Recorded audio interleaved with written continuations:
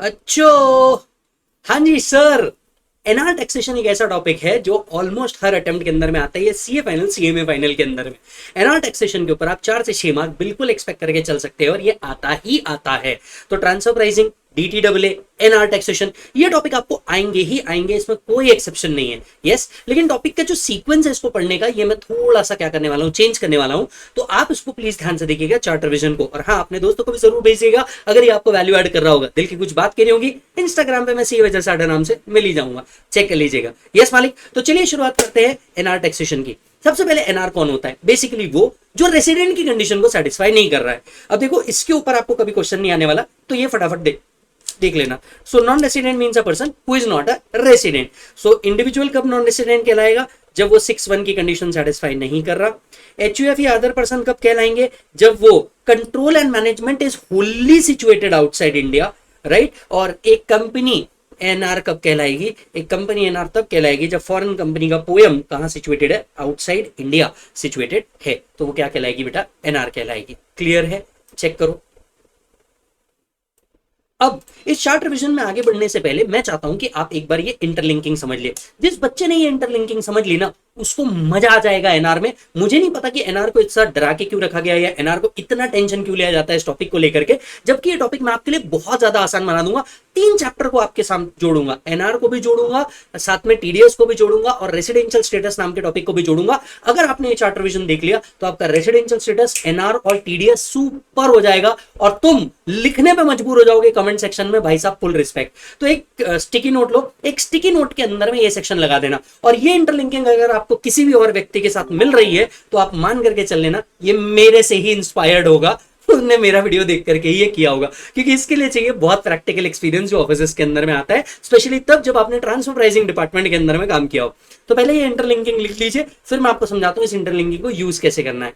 Check करिए। 115BB has to be read with 194B.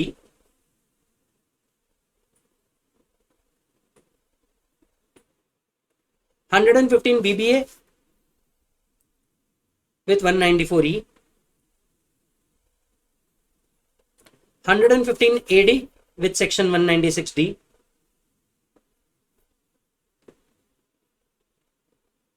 115AB with section 196B.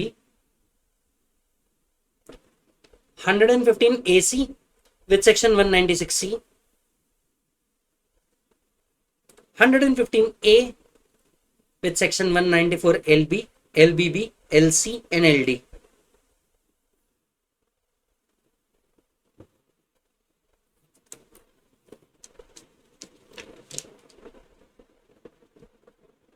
Done है मालिक? अगर आपको चाहिए तो मैं इसको भी क्या कर दूंगा, शेयर कर दूंगा इंस्टाग्राम टेलीग्राम के ऊपर। टेलीग्राम का लिंक आपको वीडियो के नीचे डिस्क्रिप्शन में मिल जाएगा, प्लीज एक बार वो चेक कर लेना। और हाँ, जितने अमेंडमेंट आए हैं, अमेंडमेंट लेक्चर तो मैंने सेपरेटली अपलोड कर दिया, ये वीडियो भी पूरा अमेंडमेंट वाला ही होगा, तो चेक कर लेना मालिक। क्लियर है? अब ध्यान से सुनिएगा, जब आप इस चार्ट को देखेंगे, जब आप क्या करेंगे, इस चार्ट को देखेंगे तो आपको समझ में आएगा कि भैया ये चार्ट यहां से चालू होता है। पहला पेज पूरा एग्जम्पशन से रिलेटेड है, एग्जम्पशन जो नॉन रेसिडेंट को एप्लीकेबल है, लेकिन जो एग्जम्पशन वाला पार्ट है वो हम चार्ट मतलब एंड में लेंगे। हम सीधा ये जो अभी हम लोगों ने बनाया इसके साथ साथ इस पार्ट के रिवीजन को चालू करेंगे। क्लियर है मालिक? तो हम यहां से डायरेक्ट चालू करेंगे और ये जो एग्जम्पशन टू एनआर वाला पार्ट है ये हम सीधा एंड में लेंगे एनआर के टॉपिक के अंदर में। तो जो एनआर से रिलेटेड रेलेवेंट है और जिसके ऊपर सबसे ज्यादा पूछा जाता है वो पहले लेंगे, क्योंकि आपको तो हमारा फॉर्मेट पता ही है, पढ़ो तो हद कर दो वरना प्रोग्राम रद्द कर दो, and no if no but only cut to cut. चलिए यहां से शुरुआत करते हैं। तो जी फर्स्ट सेक्शन आता है 115BB, taxation on winning of lottery और अदर कैजुअल विनिंग्स। सो अगर एनआर को कोई भी तरीके की कैजुअल विनिंग आती है, इसकी टैक्सेबिलिटी 115BB के तहत होती है और ये इनकम एनआर के हाथ में सीधा 30% पे टैक्स की जाती है। अब देखो एनआर के जितने भी सेक्शन है ना, इससे डरना नहीं है। 115 सिर्फ टैक्स रेट देता है, पहले इस बात को दिमाग में फिक्स कर दो। 115 सिर्फ टैक्स रेट देता है और कुछ नहीं देता। तो 115 डबल बी बताता है एनआर को अगर कोई भी कैजुअल विनिंग होती है तो कैजुअल विनिंग्स के ऊपर उस पे आने वाला टैक्स रेट है 30% और अदर इनकम के ऊपर जो भी एप्लीकेबल रेट होगा वो। जब कैजुअल विनिंग होती है तो बताओ क्या कोई एक्सपेंडिचर का डिडक्शन मिलता है? नहीं, तो एनआर को भी नहीं मिलेगा, तो कोई एक्सपेंडिचर का डिडक्शन नहीं मिलेगा। इसमें से चैप्टर 6A के जो डिडक्शन है वो भी नहीं मिलेंगे, तो एनआर के हाथ में वो डिडक्शन नहीं मिलने वाले। क्लियर है? इस इनकम से कोई लॉसेस सेट ऑफ नहीं होते, ना रेसिडेंट के लिए ना नॉन रेसिडेंट के लिए। क्लियर है मालिक? ओके, चेक कीजिएगा। So any income by way of winning from any lottery, crossword puzzle including the horse race, right, and any other game of any other sort, winning income will be taxable at the rate of 30%. other income पे tax rate कितना होगा? applicable rate होगा। clear है मालिक? further no deduction of any expenditure or allowance shall be allowed while computing this income. losses cannot be set off against this income, बिल्कुल set off नहीं हो सकती। क्लियर है? इसमें का अगर कोई परसेंटेज आपने किसको दिया है? गवर्नमेंट को दिया है, तो आप उतना क्या कर सकते हैं? डिडक्ट कर सकते हैं। सो लेट्स से मैंने 1 करोड़ की लॉटरी जीती जिसमें से 10 लाख मुझे गवर्नमेंट को देना है, तो मेरी इनकम 90 लाख ही होगी, ऐसा सीबीडीटी का सर्कुलर है। चेक कीजिएगा। While certain percentage of the lottery income is payable to government और the agency conducting the lottery, such percentage is deductible while computing the lottery income. yes or no मालिक? Clear है? चलिए, और यही अगर percentage reduce हुआ है, लेकिन टीडीएस करने के लिए आपको ग्रॉस अमाउंट पे टीडीएस करना है, including the amount which has been shared to who? The government और द अदर एजेंसी। क्लियर है? चलिए, अब मैं आपको इंटरलिंकिंग सिखाता हूं। इंटरलिंकिंग किस तरीके से होती है? आपने यहाँ पे इंटरलिंकिंग बनाया है। अब देखो 115 डबल बी को 194 बी के साथ कैसे जोड़ा जाता है। देखो बॉस, जब भी एनआर को क्या आता है? कोई लॉटरी इनकम आती है, बराबर है। सो बेसिकली एक होगा पेयर, यहां पे कौन होगा? एनआर होगा। क्लियर? अब सुन, एनआर को लॉटरी इनकम टैक्सेबल है क्या? Is lottery income taxable? ये कौन कहता है? ये कहता है सेक्शन 9। तो सेक्शन 9 बताता है कि हाँ, एनआर को जितनी इनकम इंडिया से हो रही है, रीड विद सेक्शन 5, वो कहां टैक्सेबल है? इंडिया में टैक्सेबल है। तो ये हुआ रेसिडेंशियल स्टेटस का पार्ट। ठीक है, अब इनकम तो है, इस इनकम पे टैक्स रेट कौन सा होगा? इस इनकम के ऊपर जो टैक्स रेट है ये किसने पढ़ा है? ये लिखा है सेक्शन 115 डबल बी के अंदर में। तो प्रैक्टिकली एनआर टैक्सेशन के जो सेक्शन के रेट है वो सिर्फ टैक्स रेट बता रहे हैं और कुछ नहीं बता रहे, इससे डरने वाली बात नहीं है। ठीक है, अब सामने वाले के हाथ में अगर ये इनकम है और ये इनकम कितने परसेंट पे टैक्स होने वाली है बेटा? 30% पे टैक्स होने वाली है, बराबर है। लेकिन देने वाला जब भी देता टीडीएस काट के। अब यहां पे पेयर की रिस्पॉन्सिबिलिटी जो है ये लिखी है टीडीएस के सेक्शन के अंदर में, section 194B oblique double B. अब यही चीज कहां लिखती है? 194B और डबल बी के अंदर में। तो इसके साथ जो हमें सेक्शन पढ़ना है वो पढ़ना है 194B oblique 194 double B, right? बस, तो प्रैक्टिकली सेक्शन 9 आपको बता रहा है ये इनकम कहां क्या टैक्सेबल है या नहीं है। 115 बताता है किस रेट पे टैक्सेबल है, दैट इज एनआर का कोर टॉपिक। और इसी के साथ साथ टीडीएस की प्रोविजन पढ़ना आपको बताता है कि जो पेयर होगा वो क्या करेगा? टीडीएस डिडक्ट करेगा पे करने से पहले। अब अगर 30% पे टीडीएस डिडक्ट होने वाला है, अंडरस्टैंड करना, यहाँ पे टैक्स रेट कितना है? 30%। तो यहाँ पे टीडीएस का रेट भी कितना हो जाएगा दोस्त? 30% हो जाएगा, है ना। और क्योंकि पेमेंट आप एनआर को कर रहे हो, मेरे टीडीएस का चार्ट याद करो, क्योंकि पेमेंट आप एनआर को कर रहे हो, इस 30% पे आपको एप्लीकेबल सरचार्ज प्लस एचईसी करना मैंडेटरी है। ऐसा क्यों? क्योंकि आप पेमेंट जिसको कर रहे हो वो एनआर है, तो एनआर को पेमेंट करते वक्त एप्लीकेबल सरचार्ज एंड सेस जरूर लगाना, बस इतना याद रखना है। तो लो जी सर, इंटरलिंकिंग हो गई, यहाँ टीडीएस भी इंटरलिंक हो गया, रेसिडेंशियल स्टेटस भी इंटरलिंक हो गया, एनआर टैक्सेशन भी इंटरलिंक हो गया। अब अगर आप इस 3 सेक्शन को इंटरलिंक करके पढ़ लो तो आपको एनआर कभी हार्ड लग ही नहीं सकता, ये बात की गारंटी मेरी, बराबर है। अब इधर आकर के आप चेक कीजिएगा, इधर आकर के चेक कीजिएगा, नेक्स्ट सेक्शन जो इसके साथ पढ़ना चाहिए वो क्या है आपका? बोलो जल्दी से। सेक्शन 194B और डबल बी। क्लियर है? अब 194B और डबल बी इस चार्ट के अंदर में नहीं है, वो टीडीएस के अंदर में ऑलरेडी कवर्ड है, जहां अमेंडमेंट भी आया है, याद दिला देता हूं। अगर सिंगल विनिंग, ईच विनिंग 10,000 के ऊपर गई तो टीडीएस होगा 30% के हिसाब से। तो वही जो टीडीएस का रेट है 30% कैजुअल विनिंग के ऊपर, इंक्लूडिंग हॉर्स रेसेस के ऊपर, वही यहाँ पे मुटाटिस मुटेंडिस एप्लीकेबल है। क्लियर है मालिक? तो हमारा पहला कंप्लीट हुआ सेक्शन। पहला सेक्शन हमारा कौन सा है? 115 double B, read with 194B और double B, read with section 5 and 9। Clear everybody? आया मजा? चलो नेक्स्ट सेक्शन पे चलते हैं। ये सेक्शन खत्म हुआ, एक बार आप इसे चेक कर लीजिए।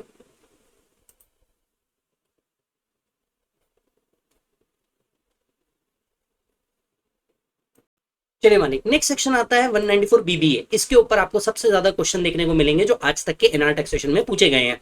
कोई non resident sportsman, sports association या नॉन रेसिडेंट एथलीट को जो इंडिया से इनकम आती है उसका क्या होता है। सो मान करके चलिए लसित मलिंगा, कौन, Lasith Malinga, non resident sportsman India से अगर इनकम कमा रहा है तो बेसिकली अगर वो इनकम इन नेचर की हुई, किन नेचर की, अगर इंडिया में वो कोई गेम में पार्टिसिपेट करते हैं उससे कोई इनकम आती है, फॉर एग्जाम्पल आईपीएल, यस और नो, एबी डिविलियर्स, उनकी कोई इनकम आती है, यहाँ पे आती है। इंडिया में वो कोई एडवर्टीजमेंट करते हैं, इससे कोई इनकम आती है। इंडिया में किसी न्यूज़पेपर मैगजीन में वो अपना जर्नल देते हैं, उससे कोई पर्टिकुलर इनकम आती है। कोई नॉन रेसिडेंट स्पोर्ट्स एसोसिएशन है इंडिया के अंदर में, इनकम अर्न कर रहा है, या कोई नॉन रेसिडेंट एंटरटेनर है जो इंडिया में परफॉर्म कर रहा है। फॉर एग्जाम्पल कोई non resident entertainer Enrique India में आया, परफॉर्म किया, इससे कोई इनकम जनरेट किया, all such income is taxable at the rate of 20%। तो 115 बीबीए क्या देता है, सिर्फ टैक्स रेट देता है। टैक्स रेट क्या है, non resident sportsman, sports entertainer का 20% है। क्लियर है मालिक? ओके, चलिए ये जो स्पेशल इनकम है ये सिर्फ स्पेशल रेट्स के लिए है। Let me give you an example. मान लीजिए इसी non resident that is Lasith Malinga ने क्या किया, जो पैसा उसने आईपीएल से कमाया उसने यहाँ पे एसबीआई में रख दिया और एसबीआई से इंटरेस्ट इनकम आई। अब ये इंटरेस्ट इनकम क्या 20% पे टैक्सेबल है? नहीं, यही पॉइंट तुमको समझना है, क्योंकि ये इनकम जो है ये सिर्फ इन्हीं एक्टिविटी से आने वाली इनकम के लिए है। एफडी इनकम आई है, एफडी से इंटरेस्ट इनकम आया है, वो नॉर्मल रेट पे जाएगा जो एनआर के लिए एप्लीकेबल है, वो इस स्पेशल रेट पे नहीं आएगा, ये याद रखिएगा। सो बैलेंस इनकम जो रही उनकी, जैसे एचपी से अगर कोई इनकम आ रही है, इंटरेस्ट से कोई इनकम आ रही है, डिविडेंड से कोई इनकम आ रही है, ये एनआर के हाथ में नॉर्मल रेट पे टैक्सेबल होने वाली है, ये आपको समझना है बस। क्लियर है? अच्छा जी, ये जो ऊपर इनकम आई है जो स्पेशल रेट पे टैक्सेबल है, इसमें से कोई डिडक्शन आपको नहीं मिलने वाला, तो ये इनकम डायरेक्टली सीधा कितने परसेंट पे टैक्स होगी बेटा? 20% पे टैक्स होगी। अब मेरा बच्चा इंटरलिंकिंग करेगा, लाला चल इंटरलिंकिंग कर, इधर आ, यही एनआर स्पोर्ट्समैन है। अब क्या होगा, ये आया पेयर, तू ही साथ साथ में बना ले, और ये आया एनआर स्पोर्ट्समैन। अब एनआर स्पोर्ट्समैन जो इनकम कमा रहा है, ये इनकम टैक्सेबल है क्या, ये कौन डिसाइड करेगा? ये डिसाइड करने का पावर सेक्शन 5 और 9 के पास है, जो कहता है कि हाँ, income earn in India, accrued in India is taxable in India. ठीक है, फिर आता है इसके ऊपर इनकम तो है, अब इसके ऊपर टैक्स रेट क्या है, तो इसके ऊपर टैक्स रेट देता है 115 बीबीए, जो कहता है इसके ऊपर टैक्स रेट कितना है बेटा? 20% है। अब टैक्स रेट अगर 20% है तो देने वाला जब भी देता टीडीएस काट के, अब 194E बताएगा कि भैया टैक्स रेट कितना है? 20%। मतलब बेसिकली एनआर से टैक्स टीडीएस के फॉर्म में ही ले लिया जाता है, और क्योंकि पेमेंट एनआर को हो रहा है तो इसके ऊपर एप्लीकेबल सुर भी लगेगा और इसके ऊपर एचईसी भी लगेगा एट द रेट ऑफ 4%। यानी इफेक्टिव टैक्स रेट क्या बनेगा, अगर एप्लीकेबल सरचार्ज नहीं है तो इफेक्टिव टैक्स रेट बन जाएगा 20.8%। 20% प्लस 4% एचईसी 20.8% बन जाएगा। Are you getting the point? Clear है? राइट। और यहां आ गया आपका कितना बेटा? 20%। अब देखिए 3 चैप्टर आपने मिक्स कर दिए, अब इसको चार्ट बुक के अंदर में मर्ज कर दीजिएगा। The tax at source has to be deducted under section 194E at the rate of 20% plus applicable sir and cess आता ही है। अच्छा, यहां पे एक और बेनिफिट दिया गया है एनआर को स्पेशल रेट के साथ। एनआर को रिटर्न भरने की जरूरत नहीं है अगर अगर अगर अगर अगर उनका टीडीएस ऑलरेडी डिडक्ट हो चुका है। तो non resident sportsman, sports athlete को रिटर्न भरने की जरूरत नहीं है अगर उनकी टोटल इनकम में सिर्फ ऊपर दी गई इनकम है और tax that is TDS already deduct हो चुका है। तो अगर ये दो कंडीशन सेटिस्फाई हो जाती है उन्हें टीडीएस करने की जरूरत नहीं है। चेक कर लीजिए मालिक। चलिए नेक्स्ट सेक्शन आता है 115AD और इसको रीड करना पड़ता है 196D के साथ। तो चलिए सुनिए, FII foreign institutional investors, right, इनको जो इनकम आती है इंडिया से, FII जो इंडिया में इन्वेस्ट करते हैं, आपने कई बार शेयर मार्केट से रिलेटेड ये बात सुनी होगी कि FII इंडिया में इन्वेस्ट कर रहे हैं, इतना पैसा डाला, इतना पैसा निकाला, एटसेट्रा एटसेट्रा। तो FII जो इनकम अर्न कर रहे हैं इसका क्या होता होगा? तो देखिए FII अगर है तो जो इनकम इनको सिक्योरिटीज से आ रही है, सिक्योरिटीज से आने वाली इनकम के ऊपर इनको टैक्स रेट लगता है 20%। यही अगर स्पेसिफाइड फंड हुए, ये कौन हुए? स्पेसिफाइड फंड हुए, तो इनके लिए इनकम टैक्स का रेट जो है ये 10%। FIIs को अगर short term capital gain arise होता है जो 111A में है, मतलब शेयर्स एंड सिक्योरिटीज से आने वाला, वो ऑब्वियसली 20% पे टैक्सेबल होगा। लॉन्ग टर्म कैपिटल गेन 12.5% पे टैक्सेबल होगा, 112 ए का हुआ तो बियॉन्ड 1,25,000 12.5% पे टैक्सेबल होगा। इसके अलावा कोई भी other short term capital gain आता है, जैसे डेप्रीसिएबल असेट, एफआईआई के कोई डेप्रीसिएबल असेट थे इंडिया में, इसको सेल करके शॉर्ट टर्म कैपिटल गेन आया, ये शॉर्ट टर्म कैपिटल गेन 30% पे टैक्स होगा। तो सिक्योरिटीज वाला 20% पे जाएगा, other short term capital gain 30% पे आएगा। इसके अलावा एफआईआई की कोई भी इनकम होती है, जैसे कि एचपी से कोई इनकम आ गई इनकी, तो हाउस प्रॉपर्टी से कोई इनकम आ गई इनकी, राइट, पीजीबीपी से कोई इनकम आ गई इनकी, ये सारी इनकम नॉर्मल रेट पे टैक्सेबल होगी। तो कम ऑन, एफआईआई से जो इन्वेस्टमेंट इनकम आ रही है 20% पे टैक्स होगी, यही स्पेसिफाइड फंड के लिए 10% है। Short term capital gain and long term capital gain special rates पे ही टैक्स होंगे, अदर इनकम सारी नॉर्मल रेट पे टैक्स होने वाली है। क्लियर है मालिक? ओनली जितनी इनकम इंडिया से राइज हो रही है उतनी ही टैक्स होगी, क्योंकि एफआईआई की ग्लोबल इनकम होती है, लेकिन उनकी टैक्स कितनी होगी, जितनी उनने इंडिया से अर्न करी होगी, बस उतनी ही टैक्स होने वाली है। बैलेंस इनकम उनकी नॉर्मल रेट पे टैक्सेबल होने वाली है। काम की चीज, पीजीबीपी में से और चैप्टर 6 में से कोई डिडक्शन नहीं मिलता है एफआईआई को, तो no deduction shall be available under the head of PGBP, capital gain, IFOS और चैप्टर 6 से in relation to above income. हालांकि जो अदर इनकम है जो आप नॉर्मल रेट पे टैक्स कर रहे हैं उसमें से डिडक्शन मिल जाएगा, स्पेशल टैक्स वाली इनकम से कोई डिडक्शन मिलने वाला नहीं है। जब कैपिटल गेन का कंप्यूटेशन होता रहेगा, फर्स्ट एंड सेकंड प्रोविजो जो है ये भी एप्लीकेबल नहीं होने वाला। तो जो कंप्यूटेशन है तो नॉर्मल सेक्शन 48 में जैसे कंप्यूट होते हैं वैसे कंप्यूट होगा, इंडेक्सेशन मिलने नहीं वाला एंड फर्स्ट प्रोविजो भी इनके ऊपर एप्लीकेबल नहीं होने वाला। करंट ईयर और ब्रॉड फॉरवर्ड लॉस जो है ये बिल्कुल सेट ऑफ कर सकते हैं एफआईआई अपनी इनकम कंप्यूट करते वक्त, current year and brought forward loss क्या कर सकते हैं, सेट ऑफ कर सकते हैं। यस और नो? Right, okay. लेकिन काम की चीज, unabsorb depreciation and brought forward depreciation set off नहीं हो सकता। पूछो क्यों? नहीं, मन में आ रहा होगा, लॉजिकल जवाब दूंगा। जब पीजीबीपी में से कोई डिडक्शन नहीं मिलता तो अनएब्सॉर्ब डेप्रिसिएशन भी नहीं मिलेगा। लॉसेस सेट ऑफ कर सकते हो, अनएब्सॉर्ब डेप्रिसिएशन सेट ऑफ नहीं होने वाला, ये याद रखना। क्लियर है? राइट, चलिए अब यहां पे एक अमेंडमेंट आया है, जरा ध्यान से सुनिएगा।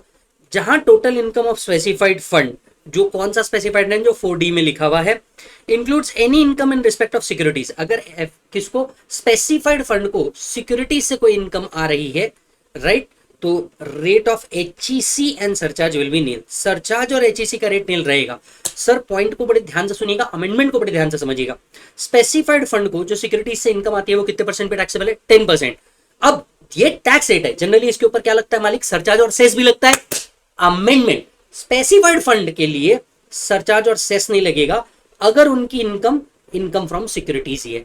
तो स्पेसिफाइड फंड की इनकम फ्रॉम सिक्योरिटीज पे टैक्स रेट 10% लगेगा, पर सरचार्ज और एचईसी क्या हो जाएगा, निल। हालांकि ये सिर्फ किसके लिए है, स्पेसिफाइड फंड के लिए है, एफआईआई के लिए नहीं है, ये याद रखना। क्लियर है मालिक? ओके। फिर आता है एक और point, where the specified fund is investment division of an offshore banking unit which has commenced the operation before 25, this section shall apply to the extent income that is attributable to investment division of OBU and such income shall be calculated in the manner which may be prescribed. अगर ये specified fund कोई एक investment division है offshore banking unit का, तो उसकी income एक prescribe manner में कंप्यूट होगी। हालांकि प्रिस्क्राइब मैनर अब तक के दिया हुआ नहीं है। तो कम ऑन, 115 AD इसके ऊपर क्वेश्चन आता है, ध्यान से सुनिएगा। एफआईआई स्पेसिफाइड फंड, एफआईआई का सिक्योरिटी से आने वाला इनकम बेसिकली डिविडेंड 20% पे टैक्सेबल है, या इंटरेस्ट कितने पे टैक्सेबल है, 20% पे टैक्सेबल है। यही स्पेसिफाइड फंड के लिए 10% है। स्पेसिफाइड फंड के लिए सरचार्ज और एचईसी निल हो जाएगा, हालांकि एफआईआई को लगेगा। बाकी special income will continue to be at special rate, other income कोई भी आ रही है नॉर्मल रेट। क्लियर है? कोई डिडक्शन नहीं मिलने वाला, लॉसेस सेट ऑफ हो सकते हैं, अनएब्सॉर्ब डेप्रिसिएशन सेट ऑफ नहीं होगा। क्लियर मालिक? ओके। अब मेरा बच्चा इंटरलिंकिंग खुद करे, पेयर अस नॉन रेसिडेंट, ठीक है। नॉन रेसिडेंट एफआईआई जो कहां से इनकम कमा रहा है, इंडिया से इनकम कमा रहा है, अक्रू अराइज इन इंडिया, तो सेक्शन 5 एंड 9 के हिसाब से टैक्सेबल होगी। यस, इस पर टैक्स रेट क्या लगेगा, जो 115 AD ने लिखा है, कितना परसेंट, 20, या अकॉर्डिंगली जो रेट एप्लीकेबल है वो रेट लगेगा। क्लियर? अब पेयर जो रेसिडेंट है, क्या वो टीडीएस कट करेगा? हाँ। कौन से सेक्शन में कट करेगा? 196। आजा बेटा, 196 TDS on payment to FII. So where any income is payable to FII, TDS shall be deducted at the rate of 20%. That is rate in force. अब यही स्पेसिफाइड फंड को पे कर रहा होगा, तो TDS must be at the rate of 10%. Everybody, yes or no, right? तो वही सेक्शन है। अब आप सोच के देखिए, अगर आपने ईमानदारी से ये चार्ट रिवीजन को इस तरीके से पढ़ लिया, इंटरलिंकिंग के साथ पढ़ लिया, तो आपको एनआर टैक्सेशन कभी हार्ड लगने ही नहीं वाला। और भाई साहब, अगर आपको पसंद आ रहा है तो एक बार कमेंट बॉक्स में फुल रिस्पेक्ट जरूर लिखिएगा। मैं समझ जाऊंगा कि आपको मजा आया इस बार एनआर पढ़ के। हो सकता है आपने जब पढ़ा हो तो इतना इंटरेस्टिंग से ना पढ़ा और इसको इंग्लिश जैसे पढ़ लिया हो, पर बिलीव मी, एनआर सबसे इजी टॉपिक है, बहुत मजेदार टॉपिक है। इसमें एक डिफिकल्टी आती है टैक्स रेट को याद करने की, पर अगर आपने इंटरलिंकिंग कर दिया तो आराम से काम हो जाएगा। क्लियर है मालिक? चलिए चेक करो।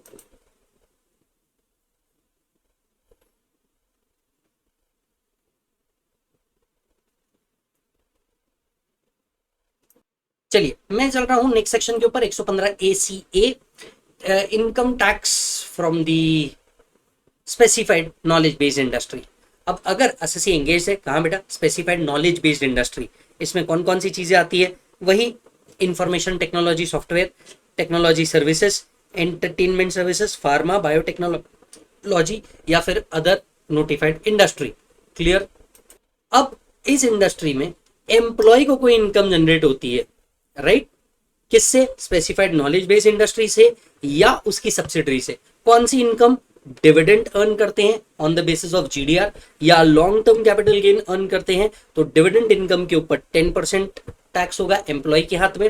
कैपिटल गेन ऑब्वियसली 12.5% से, और अदर इनकम अगर कुछ आ रही है तो एप्लीकेबल रेट से होगा। सो एम्प्लॉय है, स्पेसिफाइड नॉलेज बेस्ड इंडस्ट्री में वर्क कर रहा है, डिविडेंड इनकम 10% पे टैक्सेबल होगा, लॉन्ग टर्म कैपिटल गेन 12.5% पे टैक्सेबल होगा, अदर इनकम कोई आती है तो एप्लीकेबल रेट पे जाएगा। फर्दर इसमें से डिविडेंड एंड कैपिटल गेन में से कोई डिडक्शन मिलने वाला नहीं है, और कैपिटल गेन कंप्यूट करते वक्त ना फर्स्ट प्रोविजो एप्लीकेबल ना second proviso applicable. In short section 48 में जो कंप्यूटेशन दिया है वही कंप्यूटेशन होगा। अब एक राज की बात बता दूं, ये 115 ACA आप नहीं भी पढ़ के जाओगे तो भी चलेगा, CMA फाइनल के मॉड्यूल में ये लिखा ही नहीं है, CA फाइनल के मॉड्यूल में लिखा है, तो आप अकॉर्डिंगली इसको स्किप कर सकते हो, अपना प्रेशर को और थोड़ा सा कम कर सकते हो। यही चीज मैंने आपको रेगुलर और फास्ट ट्रैक के अंदर में भी बहुत डिटेल में बताई है, होप सो आपको याद होगा। चलिए बढ़ते हैं आगे।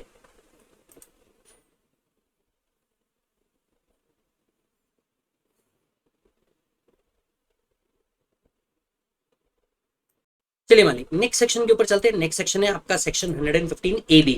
ये बात करता है टैक्सेशन फॉर ओफो। ओफो ओवरसीज फाइनेंशियल ऑर्गेनाइजेशन। अब पहले इसको थोड़ा सा आसान बनाते हैं आपके अंडरस्टैंडिंग के लिए, है ना? नहीं तो ये एनआर टैक्सेशन के अंदर में पता नहीं क्यों पर टीचर्स इतना हार्ड करके रखते हैं इस टॉपिक को कि बच्चे को पहले आइडेंटिफिकेशन ही नहीं होता, समझ में ही नहीं आता। मैं आसान करूंगा, टेंशन मत लेना, विजू भैया है। City bank, HSBC, are they operating in India? Yes. BlackRock, are they operating in India? Yes. Deutsche Bank, are they operating in India? Yes.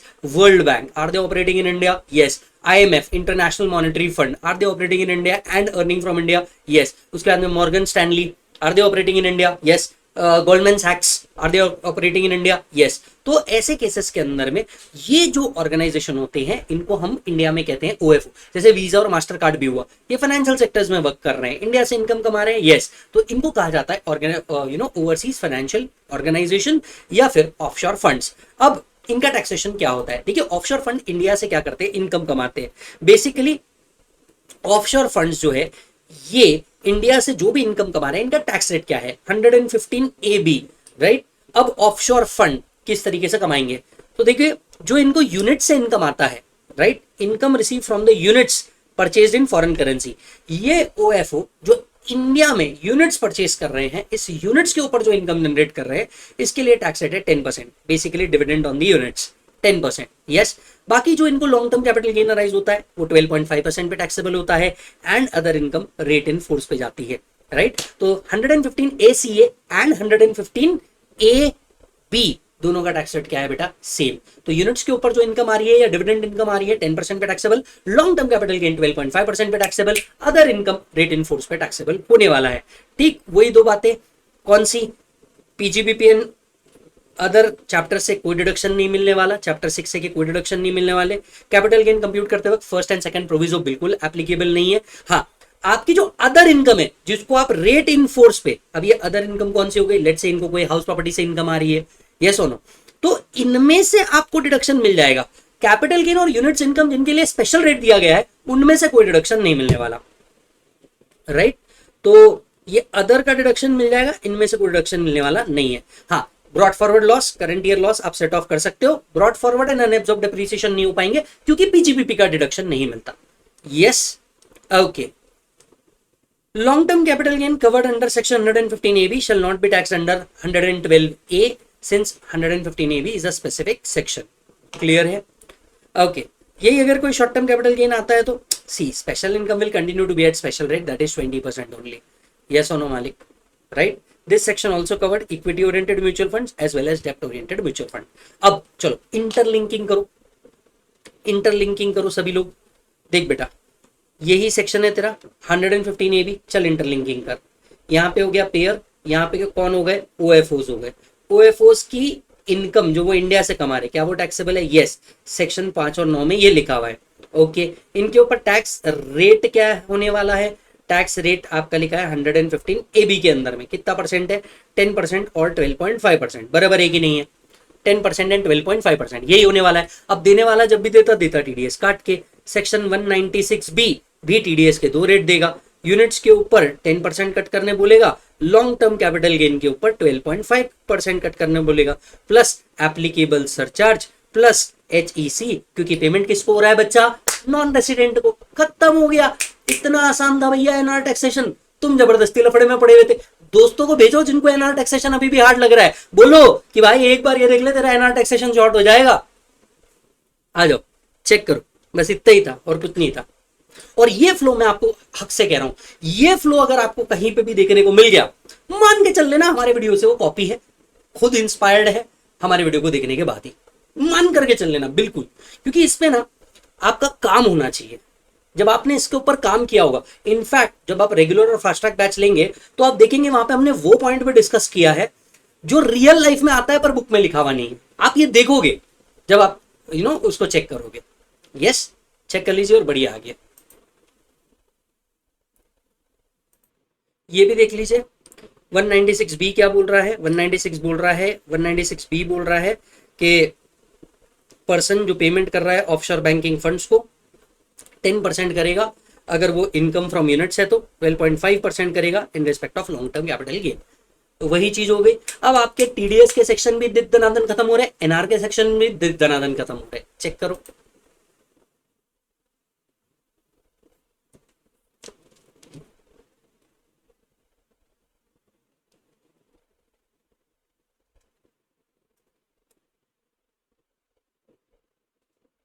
चलिए आते हैं नेक्स्ट सेक्शन के ऊपर। नेक्स्ट सेक्शन है 115AC। अब एक ऐसी बात कहने जा रहा हूं जो बहुत ही ज्यादा आपके कंसेप्ट को क्लियर करने वाली है, तो ध्यान से सुनना। देखो, एक एनआर जब क्या परचेस करता है? सिक्योरिटीज परचेस करता है इन फॉरेन करेंसी। अगर ये शेयर्स ऑब्लिक डिबेंचर है तो इसके ऊपर फर्स्ट प्रोविजो टू सेक्शन 48 लगता है। ध्यान से सुनना, अगर कोई एनआर इंडियन कंपनी की सिक्योरिटीज परचेज करता है इन फॉरेन करेंसी तो इसके ऊपर फर्स्ट प्रोविजन टू सेक्शन 48 लगता है। यही अगर वो बॉन्ड और जीडीआर परचेज करता है तो इसके ऊपर सेक्शन 115AC लगता है। पहले ये क्लैरिटी आई क्या? चलो ध्यान से सुनना। और बहुत मतलब तुम बोलोगे भाई साहब क्या ही बता दिया।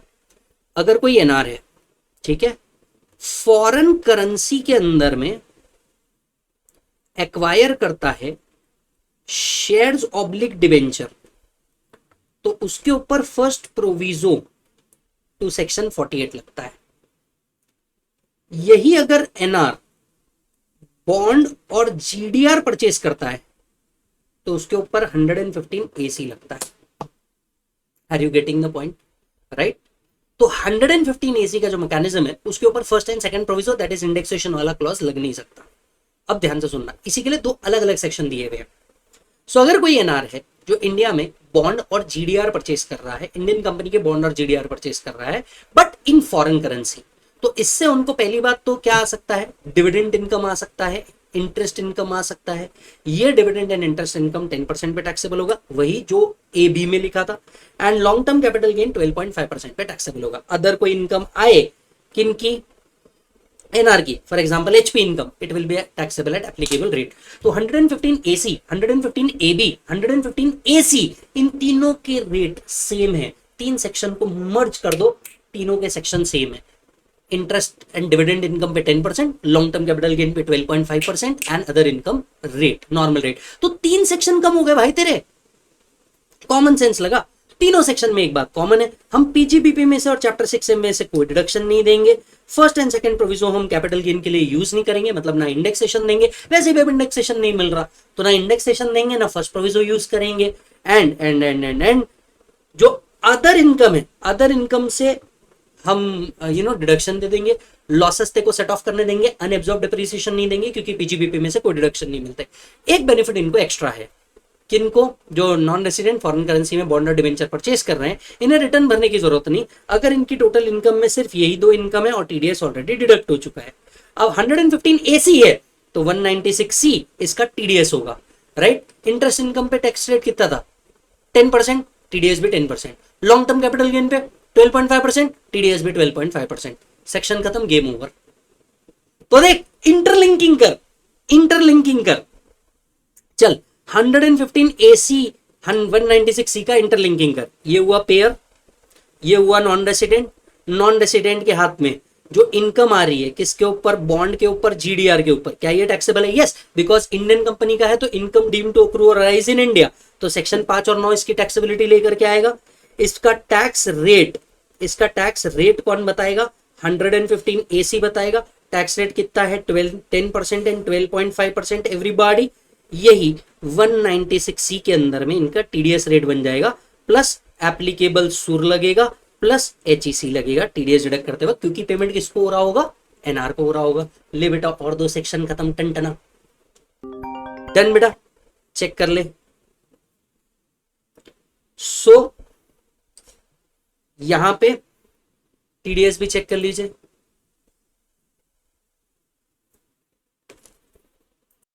जी मालिक, नेक्स्ट सेक्शन 115 ए है, लेकिन 115 ए को पढ़ने से पहले आपको 44 डीए पढ़ना पड़ेगा। 44 डीए और 115 ए दोनों एक अलग पैरेलल लाइन है, और अगर आपने इसको बहुत अच्छे से समझ लिया तो आपके 2 सेक्शन साइमल्टेनियसली बहुत अच्छे से हो जाएंगे। इंटरलिंकिंग के साथ पढ़ेंगे, बिल्कुल मजे के साथ पढ़ेंगे, ध्यान से सुनना।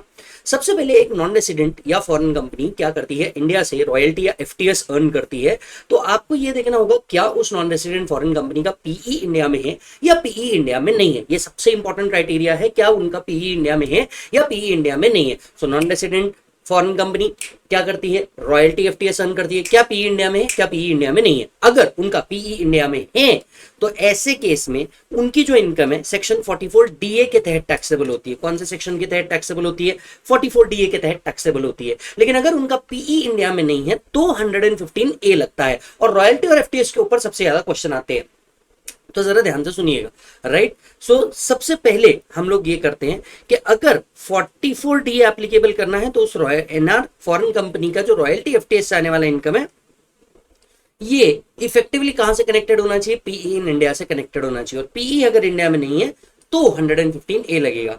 तो अब यहां से हम लोग पहले जाते हैं कहां बेटा? 115 ए के अंदर में। तो चलो जल्दी से आते हैं 115 ए। 115 ए के अंदर में बहुत सारे टैक्स रेट्स लिखे हुए हैं, तो इसको बहुत केयरफुली पढ़ना बहुत जरूरी है, ध्यान से सुनिएगा। सबसे पहले अगर C being non resident foreign company को क्या इनकम आती है? इंटरेस्ट इनकम आती है। इंटरेस्ट इनकम किस चीज के ऊपर आती है? इंफ्रास्ट्रक्चर डेप्ट फंड के ऊपर इंटरेस्ट इनकम आती है, तो टैक्स रेट है 5%। अगर foreign currency loan by Indian company और बिजनेस ट्रस्ट दिया गया है बिटवीन 2012 टू 2023 और by way of long term bond which is issued till June 2023 और rupee denominated bond that is RDB up to June 2023, इसके ऊपर कितना लगेगा? 5% लगेगा। इसके ऊपर कितना लगेगा बेटा? 5%। अब इन यहां पे देखो 3 चीजें लिखी है, एक तो foreign currency loan by Indian company और बाय बिजनेस ट्रस्ट लिखा है, या फिर लॉन्ग टर्म बॉन्ड लिखा है, और यहाँ पे एक और चीज लिखी है आरडीबी। अभी बहुत ज्यादा इंस्टीट्यूट लास्ट टाइम पे किसके ऊपर पूछ रहा था? आरडीबीज के ऊपर पूछ रहा था, तो आरडीबीज वाले का पॉइंट याद रखना। आरडीबीज जो इशू किए गए हैं जून 23 तक के, उसके ऊपर टैक्स रेट कितना है बेटा? 5% है। नेक्स्ट आता है इंटरेस्ट अगर कौन पे कर रहा है? क्यूआईआई या एफआईआई या QFI, right, on the securities issued between 2020 to 2023, इसके ऊपर भी टैक्स रेट कितना है बेटा? 5%। क्या सर इशू डेट भी याद रखनी है? हाँ, अनफॉर्चुनेट है पर याद रखना है। Interest and dividend receive by non resident unit holder from a business trust which from business trust was received by business trust from SPV. So मान लीजिए एसपीवी ने बिजनेस ट्रस्ट को दिया और बिजनेस ट्रस्ट इसको दे रहा है, यूनिट होल्डर को दे रहा है क्या बेटा? इंटरेस्ट। तो ये इंटरेस्ट कितने पे टैक्सेबल है बेटा 5% पे, और डिविडेंड कितने पे टैक्सेबल है बेटा 10% के ऊपर। तो इंटरेस्ट का 5% और डिविडेंड पे 10%, ये चीज हमने बिजनेस ट्रस्ट में भी देखी है। नेक्स्ट आता है interest from government, Indian concern और फॉरेन करेंसी लोन। सो भैया मान करके चलिए, अगर गवर्नमेंट ने लोन दिया है, इंडियन कंसर्न ने लोन दिया है, इसके ऊपर टैक्स रेट कितना है बेटा 20% है। Interest from a loan from a source outside India by way of issue of long-term bond and RDB after 2020 to 2023 which is listed on recognized stock exchange in IFSC।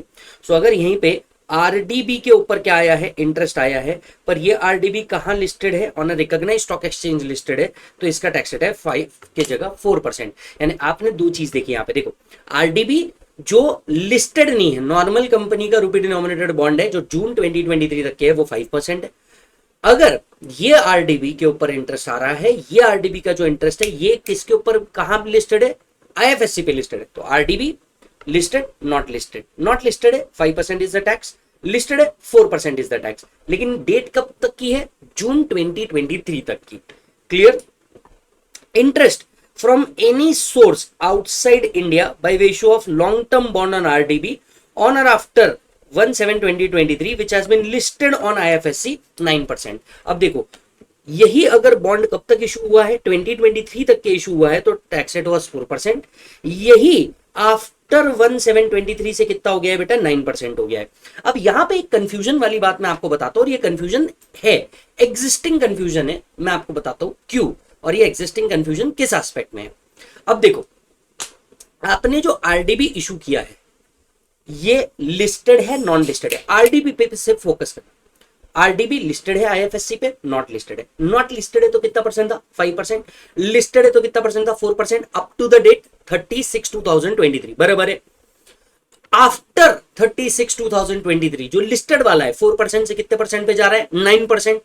अब एक यहां पे सवाल जो पेंडिंग रह गया और जिस बारे में क्लैरिटी दी हुई नहीं है वो ये है कि जो आरडीबीज के ऊपर का इंटरेस्ट है जो लिस्ट हुआ है आफ्टर 36/2023, क्या ये कंटिन्यू करेगा 5% पे, या ये कंटिन्यू हो जाएगा कितने पे 20% पे। अभी मैं 20% क्यों बोल रहा हूं, इधर नीचे आइए, क्योंकि जितनी भी अदर इनकम आ रही है, राइट, जितनी भी अदर इनकम आ रही है नॉन रेसिडेंट को, राइट, वो कितने परसेंट पे टैक्स होती है बेटा, जनरली 20% पे टैक्स होती है।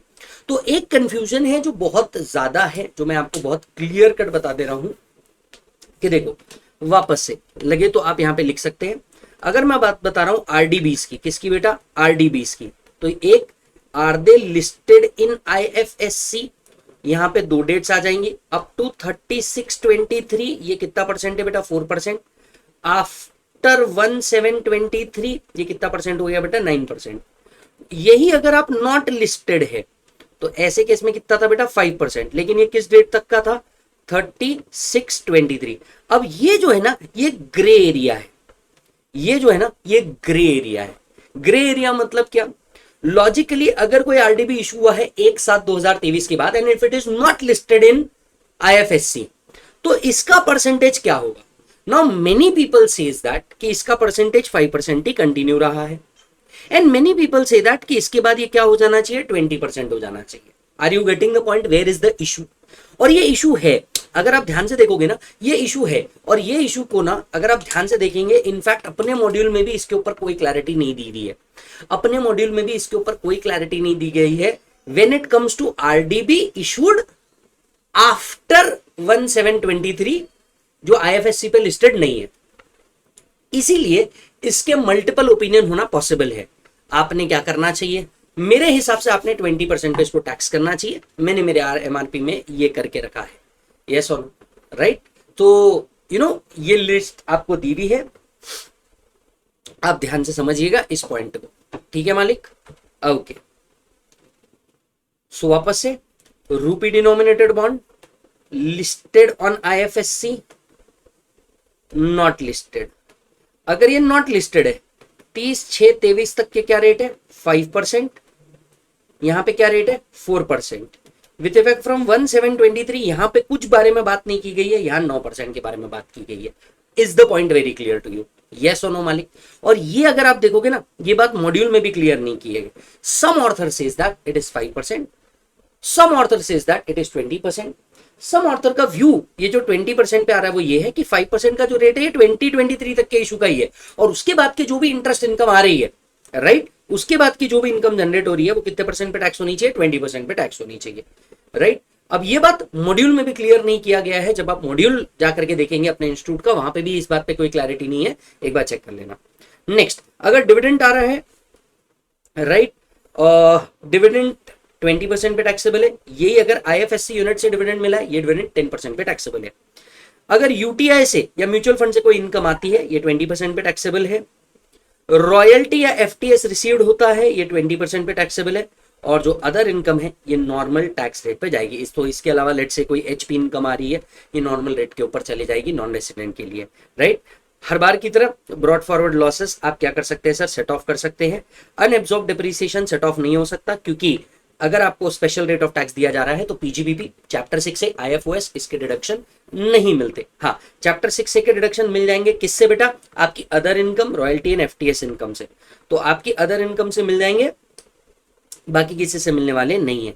ये जो अबाव प्रोविजन है ये मैंडेटरी है, ये ऑप्शनल नहीं है, राइट। कैपिटल गेन कंप्यूट करते वक्त फर्स्ट एंड सेकंड प्रोविजन दोनों एप्लीकेबल नहीं होने वाले हैं, तो कैपिटल गेन जैसे नॉर्मल तरीके से कंप्यूट किया जाता है वैसे ही कंप्यूट किया जाएगा। क्लियर है? ओके मालिक। अब देखिए, ये जो इंटरेस्ट इनकम है, इस इंटरेस्ट इनकम को देते वक्त इस पे टीडीएस भी होना चाहिए।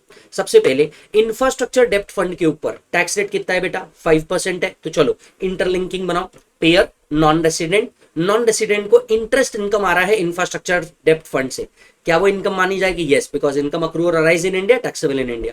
टैक्स रेट कितना होगा? 5%। कौन कहता है? 115A। अब पेयर की रिस्पॉन्सिबिलिटी क्या है? टीडीएस कट करने की। टीडीएस कौन से सेक्शन में कट होगा? टीडीएस सेक्शन में कट होगा 194LB। अब मैं आपसे सवाल पूछता हूं, 194LB में टीडीएस का रेट कितना होगा बेटा? जो यहाँ का टैक्स रेट है 5%, वो वहां का टैक्स रेट होगा 5% plus applicable surcharge and cess लग जाएगा वहां पे, क्योंकि पेमेंट किसको हो रहा है? Non resident. तो यहाँ पे 194LB की अगर बात किया जाए, where interest is payable to NR or foreign company by infrastructure debt fund, the TDS shall be applicable at the rate of 5%. Interlinking समझ में आया सभी को मालिक? Yes. At the same time यहां देखिए 194LC फॉरेन करेंसी लोन, रूपी denominated bond या फिर लॉन्ग टर्म बॉन्ड जो इशू किए गए, इसके ऊपर इंटरेस्ट जो दिया जा रहा है, अगेन एनआर फॉरेन कंपनी को क्या मिल रहा है? इंटरेस्ट मिल रहा है फॉरेन करेंसी लोन पे, रूपी डिनोमिनेटेड बॉन्ड के ऊपर। क्या ये इनकम है? हाँ, सेक्शन 5 एंड 9। क्या ये टैक्सेबल है? Yes, section 115A। Tax rate क्या है? 5%। तो पेयर की रिस्पॉन्सिबिलिटी क्या बन गई टीडीएस करने की 194LC में? कितना परसेंट बेटा? 5%। यही डिनोमिनेटेड बॉन्ड जो है इसमें 4% भी अगर ये लिस्टेड है तो फिर टीडीएस अकॉर्डिंगली कितना होगा? 4%। इधर आइए, और 1/7/2023 के बाद कितना होगा? 9%। अब यही चीज यहां लिखी है। सो यहां पे जब आप इंटरेस्ट पे कर रहे हैं किस पे बेटा? कंपनी या बिजनेस ट्रस्ट द्वारा, टीडीएस कितना होगा? 5%। यही अगर आरडीबी है जो लिस्टेड है on recognised stock exchange in IFSC, before 1723 4%, after 1723 9%। अब यहां पे भी अगर आप बहुत ध्यान से देखेंगे तो मैं आपको एक बात कहना चाहता हूं, एक सेकंड रुकना। ओके, सो मैं क्या कह रहा था, अगर आपका ये नॉर्मल इंटरेस्ट है, ये इंटरेस्ट कितने परसेंट पे जाएगा? 5% पे जाएगा। यही आरडीबी है जो लिस्टेड है बिफोर डेट आफ्टर डेट, ये जो कंफ्यूजन मैंने आपको बताया। अब अगर आप डायरेक्ट भी जाकर के पढ़ते हैं ना, ये कंफ्यूजन 5% और 20% का क्यों है और इसके क्यों दो इंटरप्रिटेशन है, मैं आपको वो बताता हूँ। सर अगर आप डायरेक्ट पढ़ेंगे तो डायरेक्ट के अंदर में भी ये डेट एज इट इज लिखी हुई है जो मैंने आपको बताया, लेकिन आरडीबीज जो नॉर्मल आरडीबीज है, not listed on recognised stock exchange after 1723, इस बारे में क्लैरिटी नहीं है, क्योंकि उसके ऊपर टीडीएस रेट उन्होंने कितना बताया हुआ है? बस 5% बताया हुआ है। पर 1/7/2023 के बाद क्या होगा इस बारे में तो बैरेक्ट के अंदर में भी नहीं लिखा है। अब कंफ्यूजन क्यों है? कंफ्यूजन इसलिए है क्योंकि 5% जो रेट दिया है उन्होंने, वो जनरल रेट दिया हुआ है, राइट। और जब आप क्लॉज पढ़ते हैं तो वहां पे सिर्फ स्पेसिफिक रेट किसके लिए दिया हुआ है? लिस्टेड वाले के लिए दिया हुआ है। तो कुछ मानते हैं कि भैया सिर्फ तब तक के रेट के लिए ही वो 5% है जो लिस्टेड नहीं है आरडीबी, उसके ऊपर का इंटरेस्ट, और कुछ मानते हैं कि फिर अदर में डालो, 20% में डालो। यस और नो, राइट। चलिए यहां आते हैं नेक्स्ट चीज, अगर इंटरेस्ट पेबल है किसको? एफआईआई और क्यूएफआई को, तो यहां पे टैक्स रेट कितना है बेटा? 5%। तो टीडीएस रेट भी कितना होगा? 5%। ये लिखा है 194LD के अंदर में। So any person responsible for paying interest to FII QFI, TDS shall be deducted at the rate of 5%। Clear है मालिक? तो अगर आप ध्यान से देखेंगे, हमने 115A पढ़ा, इसके साथ साथ LB, LC, LD भी पढ़ लिया। एक और सेक्शन बाकी है और वो है 194LBA, LBB, हाँ LBB, इधर देखिए ये रहा। हाँ sir, where any income is payable to unit holder in respect of units in investment fund, 10% when it is paid to resident, rate in force when it is paid to non-resident। Clear है मालिक? यहां हमारा 115A खत्म हुआ। एक बात बताओ general, interest पे 5%, डिविडेंड पे 10%, सॉरी इंटरेस्ट पे 5%, डिविडेंड पे 20%, डिविडेंड आईएफएससी से आया है तो 10%, रॉयल्टी एफटीएस 20%, अदर इनकम 20%। और इसके अलावा जो अदर इनकम आ रही है जो इंटरेस्ट डिविडेंड से रिलेटेड नहीं है, उसके ऊपर rate in force. Basically 4 rate याद रखने, इंटरेस्ट पे 5%, dividend 20%, royalty FTS 20%, dividend IFSC से आया तो 10% और other income at other rate. ये 4 चीजें आपने याद रख लेना। Come on once again, interest पे 5%, हाँ बोलो जल्दी से, डिविडेंड के ऊपर 20%, dividend on IFSC 10%, royalty and other dividend 20%, other income at other rate. ये 4 चीजें याद रख लेना। बाकी कुछ चीजें कॉमन है, जैसे पीजीबीपी का कोई डिडक्शन नहीं मिलेगा, अनएब्सॉर्ब्ड डिप्रिसिएशन नहीं मिलेगा, लॉसेस सेट ऑफ कर सकते हो, कैपिटल गेन में first provision second provision applicable नहीं है।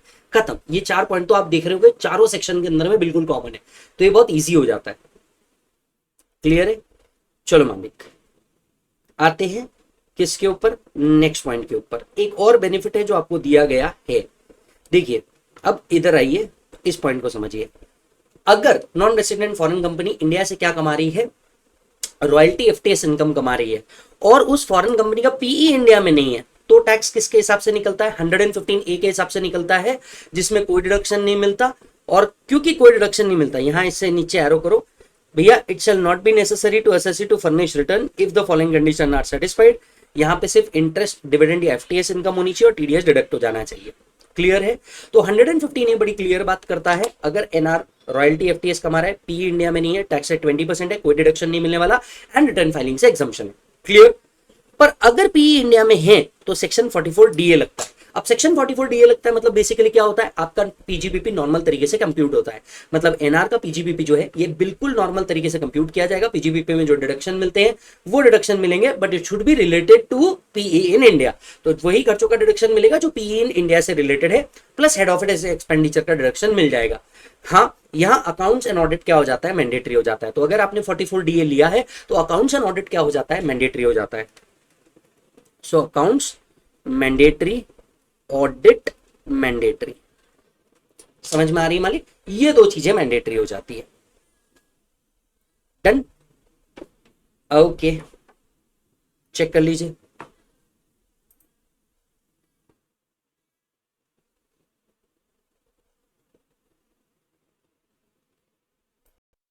यस मालिक, आते हैं नेक्स्ट सेक्शंस के ऊपर। अब देखिए नेक्स्ट प्रोविजन जो हम लोग पढ़ने जा रहे हैं ये बेसिकली एनआरआई प्रोविजन है। एनआरआई कौन होता है? Non resident Indian. अब many times NRI that is non resident Indian, जो इंडियन है बट अब नॉन रेसिडेंट है, राइट, ये फाइंड करता है कि भैया इसको इन्वेस्टमेंट कहाँ करनी है? इंडिया में। Has a long term plan कि शायद आगे चल के कभी वो इंडिया में वापस आ जाएगा। अब बेसिकली जब वो एनआरआई इंडिया में आ जाता है और इंडिया में इन्वेस्टमेंट करता है, तो he finds that because of the operation of DTWA और अदर प्रोविजंस ऐसा होता है कि you know he finds that NR को जो टैक्स है वो लोअर है एज कंपेयर टू द, अगर वो रेसिडेंशियल स्टेटस अडॉप्ट कर लेता है यहाँ पे। तो ऐसे केस में इस एनआरआई को एक ऑप्शन मिलता है कि वो कंटिन्यू कर सकता है NRI status even though he is being in India. ये एक ऑप्शन है जो सिर्फ एनआरआई के लिए ओपन किया जाता है। अब ऐसा क्यों? क्योंकि वो एनआरआई वापस से इंडिया में आ रहा है या इंडिया में इन्वेस्टमेंट कर रहा है, तो इट मे बी पॉसिबल कि भैया यू नो वो इंडिया में इन्वेस्टमेंट करे। इंडिया का फायदा क्या है? ऑब्वियसली वो इंडिया में पैसा लेके आ रहा है इन्वेस्टमेंट करने के लिए, otherwise that NRI also has option to invest in foreign. तो उसको एक ऑप्शन दिया गया है to continue his NRI status and claim the benefit of lower tax rate. और इसके लिए क्या किया गया है? उसके कुछ प्रोविजंस ऐड किए गए हैं। तो सबसे पहले special provisions for computation of total income by NRI. NRI की कंप्यूटेशन ऑफ टोटल इनकम किस तरीके से की जाएगी? जैसे एक नॉर्मल कंप्यूटेशन की जाती है बिल्कुल वैसे ही की जाएगी। हालांकि राइट, जो डिडक्शन है under the head of PGBP, IFOS and chapter 6 से ये इसको अलाउड नहीं किए जाएंगे। तो आपका जो इनकम कंप्यूट किया जाता है वैसे कंप्यूट किया जाएगा, लेकिन पीजीबीपी, आईएफओएस और चैप्टर 6 से की कोई डिडक्शन मिलने वाले नहीं है। इनका जो कैपिटल गेन है राइट, वो फर्स्ट प्रोविजो के हिसाब से कंप्यूट किया जाएगा, बिकॉज क्योंकि एनआरआई फॉरेन करेंसी में इन्वेस्ट कर रहा होगा, तो जो कैपिटल गेन है वो फर्स्ट प्रोविजो के हिसाब से निकाला जाएगा, राइट। और सेकंड प्रोविजो नहीं मिलने वाला। सेकंड प्रोविजो जो था इंडेक्सेशन वो नहीं मिलने वाला, वो तो खैर वैसे भी नहीं मिलता शेयर्स के ऊपर अब, बट अदरवाइज नहीं मिलेगा। चैप्टर 6A के डिडक्शन जो है ये इनको अवेलेबल नहीं होते, राइट। ओके, इनको क्या बेनिफिट दिया गया है, क्योंकि ये एनआरआई है, इनकम नॉर्मली कंप्यूट कर रहे हैं, पीजीबीपी का डिडक्शन नहीं ले रहे, चैप्टर 6A का डिडक्शन नहीं ले रहे, तो 115G के तहत इनको बोला कि भैया आपको क्या करने की जरूरत नहीं है, आपको रिटर्न भरने की जरूरत नहीं है अगर आपकी टोटल इनकम सिर्फ इन्वेस्टमेंट से आती है या लॉन्ग टर्म कैपिटल गेन से आती है, एंड इसके ऊपर अप्रोप्रिएट टीडीएस डिडक्ट हो जाता है, तो आपको रिटर्न फाइलिंग से एग्जम्पशन है। तो एनआरआई का वन ऑफ द बेनिफिट क्या, लोअर टैक्स रेट, दूसरा बेनिफिट क्या, रिटर्न भरने से एग्जम्पशन। सो व्हेन आई से लोअर टैक्स रेट, मतलब टैक्स रेट क्या है, सेक्शन 115E इनके लोअर टैक्स रेट की बात करता है, जो कहता है लॉन्ग टर्म कैपिटल गेन 12.5% पे टैक्सेबल होगा, शॉर्ट टर्म कैपिटल गेन 20% पे टैक्सेबल होगा, जो अदर इन्वेस्टमेंट इनकम है जैसे डिविडेंड या इंटरेस्ट ये 20% पे आएगा, और अदर इनकम नॉर्मल रेट पे जाएगी। तो इनको स्पेशल रेट का बेनिफिट दिया गया है, जहां पे इनके long term capital gain and short term capital gain 20% पे, डिविडेंड एंड इंटरेस्ट इनकम 20% पे, और अदर इनकम काय पे रखा गया है, नॉर्मल रेट पे रखा गया है। एक बात, इनको पीजीबीपी से कोई डिडक्शन नहीं मिलने वाला, आईएफओएस से कोई डिडक्शन नहीं मिलने वाला, चैप्टर 6 से कोई डिडक्शन नहीं मिलने वाला।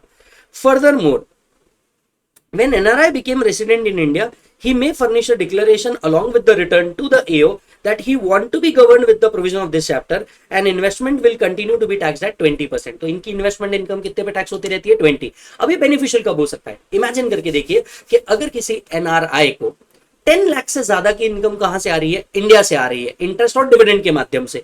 अब आप सोच करके देखो ना, इंडिया में उसका टैक्स रेट अगर रेसिडेंट बन जाए तो कितना हो जाएगा, 30%। यही अगर वो एनआरआई प्रोविजन कंटिन्यू कर दे तो इन्वेस्टमेंट इनकम कितने पे टैक्स होगा, 20%। तो he will always want to be continue under the NRI provision only ना। Are you getting the point? This chapter will apply on transfer और converted money into the forex asset. Okay, अब देखो long term capital gain कितने पे tax होगा, 12.5% पे। लेकिन अगर यही एसएससी रेसिडेंट होता तो long term capital asset sale करके अगर वो री इन्वेस्ट करता तो उसको सेक्शन 54 की सीरीज में एग्जम्पशन मिल जाता, डिपेंडिंग अपॉन वो क्या बेच रहा है और काय में इन्वेस्ट कर रहा है। बराबर, करेक्ट। अब एनआरआई क्या करे, क्योंकि वो सेक्शन 54 सीरीज मोस्टली तो रेसिडेंट के लिए है, तो एनआरआई जब कैपिटल गेन अराइज करेगा तो क्या सीधा सिर्फ 12.5 भर देगा, इसके लिए कोई एग्जम्पशन भी है, एग्जम्पशन है 115F के तहत। सेक्शन 115F कहता है कि अगर एनआरआई को कोई long term capital gain arise हुआ है तो प्रोपोर्शनेट कैपिटल गेन एग्जम्प्ट हो सकता है अगर वो नेट कंसिडरेशन को कहां इन्वेस्ट कर दे, अगेन फॉरेन एक्सचेंज एसेट्स के अंदर में इन्वेस्ट कर दे। सो बेसिकली उसने क्या किया, इंडिया में शेयर्स बेचे, पैसा आया, वापस से फॉरेन एक्सचेंज एसेट एक्वायर कर ले विद इन 6 मंथ्स, तो ऐसे केस में उसको कैपिटल गेन का पार्शियल एग्जम्पशन मिल जाएगा। चेक करना, the exemption shall be available only if net consideration is utilised for acquiring other forex asset within 6 months from the date of transfer. तो भैया आपने क्या किया, एनआरआई ने इंडियन कंपनी के शेयर्स लिए थे यूजिंग फॉरेन करेंसी, बेचा, पैसा आया, ये पैसे को वापस से कहां इन्वेस्ट कर दे, foreign exchange asset, that is shares के अंदर में इन्वेस्ट कर दे वो। ठीक है, कितना एग्जम्पशन मिलेगा, capital gain into amount invested divided by net consideration. वही फॉर्मूला जो 54F के लिए भी यूज होता है, capital gain into amount invested divided by net consideration. ये जो नए शेयर्स परचेज किए हैं इसको 3 साल तक के होल्ड करना पड़ेगा। The new asset should not be transferred or converted within 3 years from the date of acquisition, right? If it is transferred, then exempted long-term capital gain earlier shall now be taxable as long-term capital gain in the year in which new asset is transferred or converted into money. Done है मालिक? Yes sir. तो यहाँ पे ये special provisions for NRI भी क्या होती है, खत्म होती है।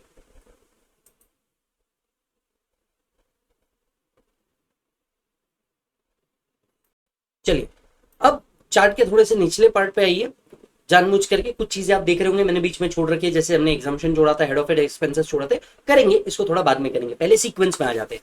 अब देखो हमने जितने सेक्शन की लिस्ट बनाई थी, कहाँ बनाई थी भैया हमने लिस्ट, ये जो लिस्ट बनाई थी हम लोगों ने, ये पूरी लिस्ट खत्म हो गई, तो यहाँ पे हमारा स्पेशल रेट ऑफ टैक्स जो एनआरआई के लिए वो कंप्लीट हो गया।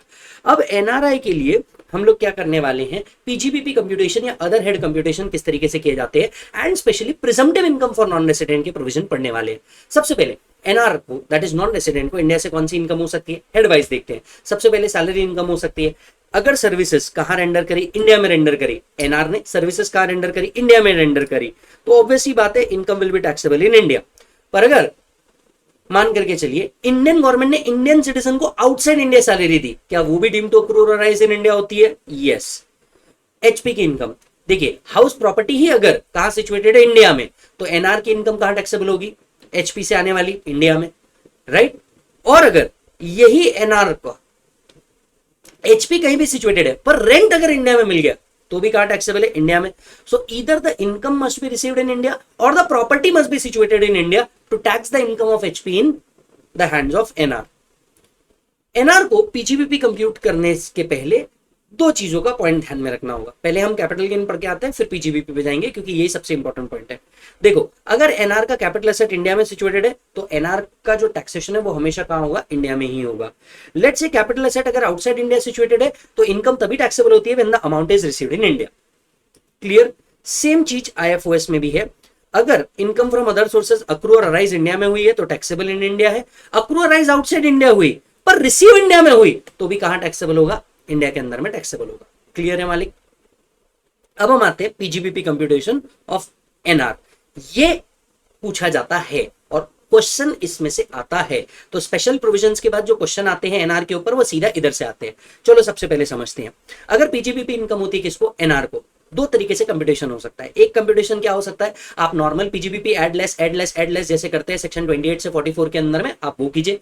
या तो फिर एनआर के लिए स्पेशल प्रिजम्पटिव इनकम भी है। आपको याद होगा रेसिडेंट के लिए प्रिजम्पटिव इनकम क्या था? 44 एडी, 44 एई, 44 एडीए, याद आ रहा है? नॉन रेसिडेंट के लिए जो प्रिजम्पटिव इनकम है ये 44 बी से लेके 44 डी तक के कवर्ड है और ये लिस्ट यहां लिखी हुई है। ठीक है? इस पूरे टेबल में जो मैं आपको बोलूंगा वो इंपॉर्टेंट है, वो ध्यान में रखना। अगर कोई नॉन रेसिडेंट इंडिया में शिपिंग बिजनेस में है, अब shipping business does not include cruise shipping business. Crude shipping business के लिए, सॉरी क्रूड बोल रहा हूं मैं, क्रूज शिपिंग बिजनेस के लिए सेपरेट प्रोविजन है जो मैं आपको थोड़ी देर बाद बताता हूं।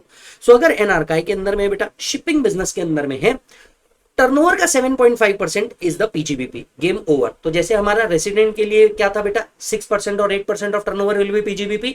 बस बिल्कुल उसी तरीके से नॉन रेसिडेंट अगर शिपिंग बिजनेस में एंगेज है इंडिया के अंदर में, 7.5% टर्नओवर अगर शो कर देता है, काम खत्म, यही आपका पीजीबीपी है। राइट? अच्छा, टर्नओवर में क्या काउंट होगा?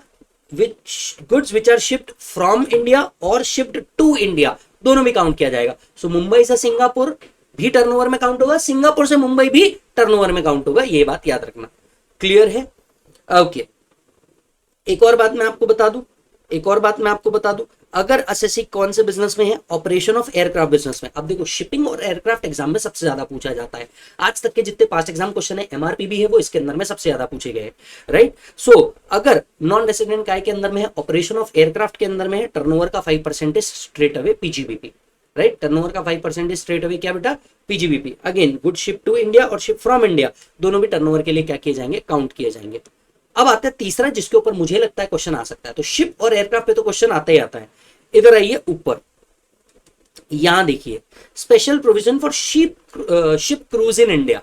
ये एकदम नया प्रोविजन है और मैं इसको आपके एग्जाम के लिए इंपॉर्टेंट मार्क कर रहा हूं। मुझे लगता है ये आ सकता है। अगर नॉन रेसिडेंट इंडिया में शिप क्रूज ऑपरेट कर रहा है, टर्नओवर का 20% straight away will be PGBP. Turnover में क्या काउंट होगा? वही goods and carriage passenger in India और फ्रॉम इंडिया दोनों काउंट किया जाएगा। इसके कंडीशंस को ध्यान से सुनिए। कंडीशंस आपको पूछी जा सकती है क्योंकि ये कंडीशंस नोटिफिकेशन नंबर 9 2025 से आई है। ये इंपॉर्टेंटली पूछा जा सकता है।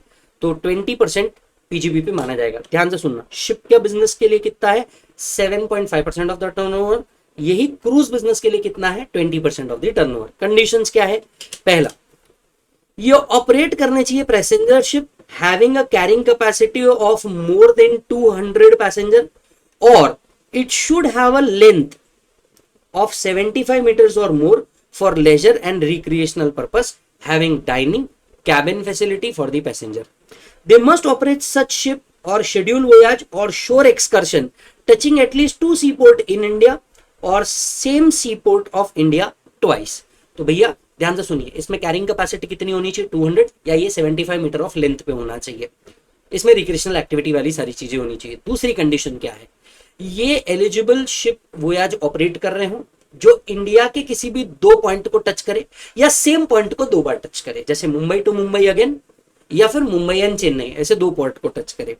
Operate such ship primarily for carrying passenger and not for cargo. इनका ऑब्जेक्टिव क्या होना चाहिए? अगर शिप क्रूज है तो ये पैसेंजर को लेके जाना चाहिए, ना कि कार्गो को। कार्गो के लिए शिपिंग बिजनेस है।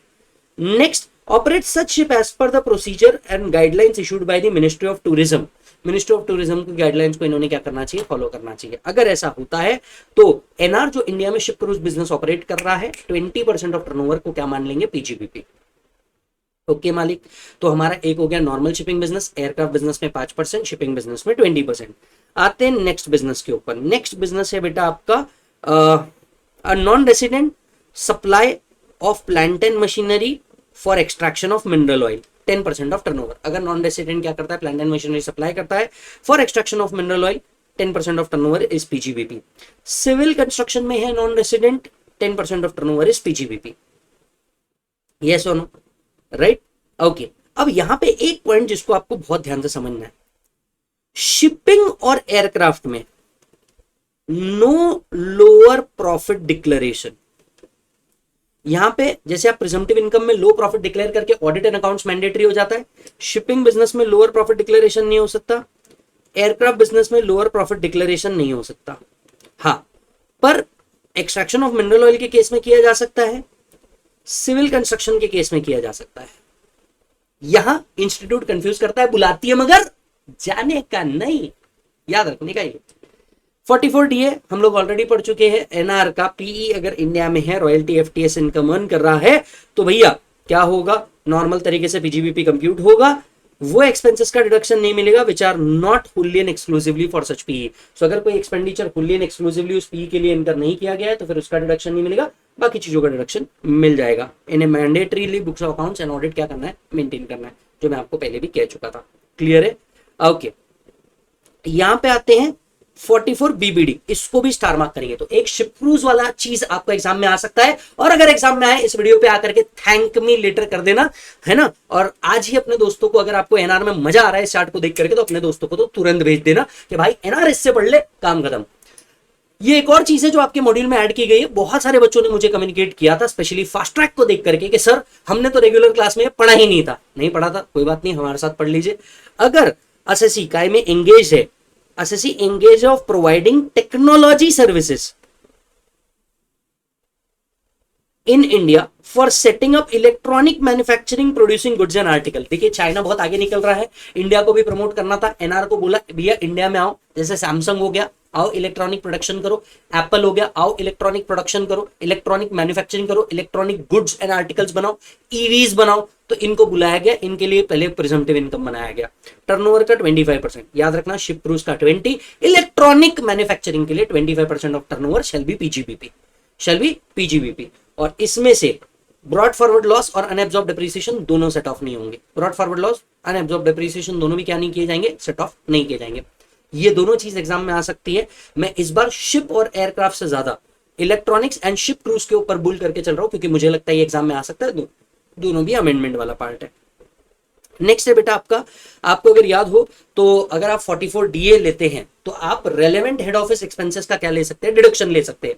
पर ब्रांच हेड ऑफिस के कितने एक्सपेंडिचर का डिडक्शन ले सकती है, इधर देखिएगा।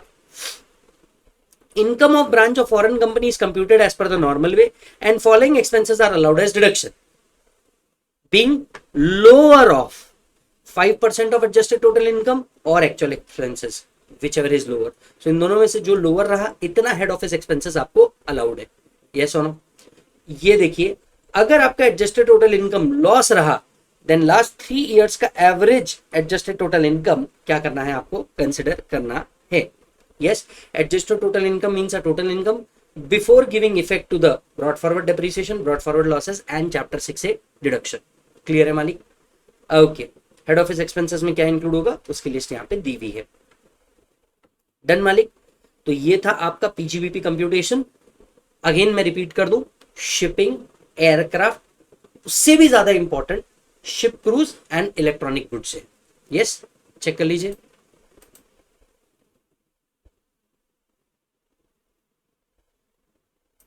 चलिए नेक्स्ट सेक्शन आता है सेक्शन 195। ये एक जनरल सेक्शन है। जैसे ऑफिस के अंदर में आपको अगर कुछ नहीं समझ में आता तो टीडीएस आप 194C में काट देते हो। यही अगर नॉन रेसिडेंट को पेमेंट करते वक्त आपको ये क्लियर ना हो कि कौन से सेक्शन में टीडीएस काटना है, 195 में टीडीएस काटो और खत्म करो।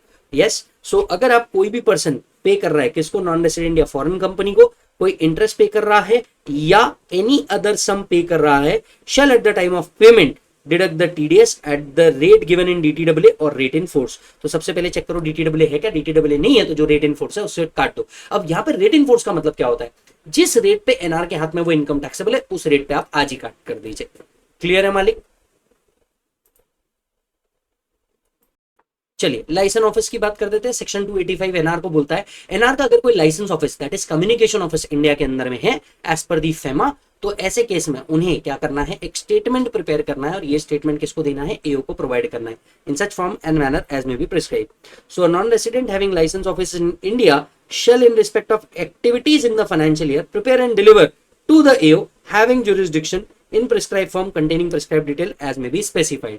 और अगर ये स्टेटमेंट उनने फर्निश नहीं किया तो पेनल्टी कितनी लगेगी सर, पेनल्टी लगेगी 1000 rupees for every day during which failure continues if the failure does not exceed 3 months and if it exceeds 3 months 1 lakh तक की पेनल्टी लग सकती है इन एनी अदर केस।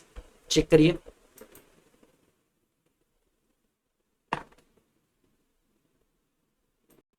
चलिए नेक्स्ट सेक्शन पे आते हैं। नेक्स्ट सेक्शन है 239A। बहुत सिंपल सा सेक्शन है, ध्यान से सुनिए।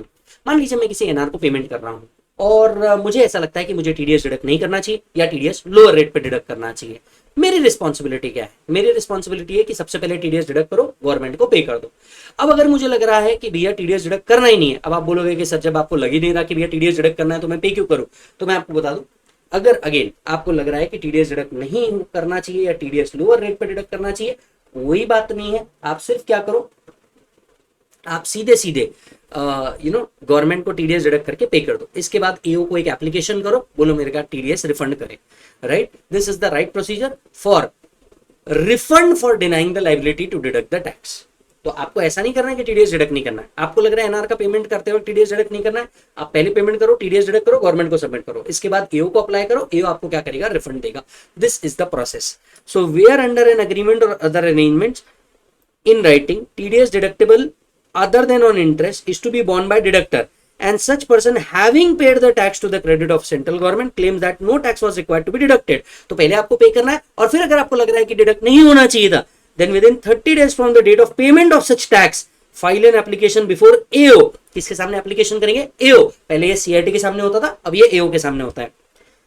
For refund of such tax in the prescribed form and manner AO shall after giving and OOBH can pass the order allowing or rejecting the refund as the case may be। AO shall pass the order within 6 months from the end of the month in which application is received। Done मालिक? मुझे नहीं लगता ये exam में आ सकता है, specially NR में।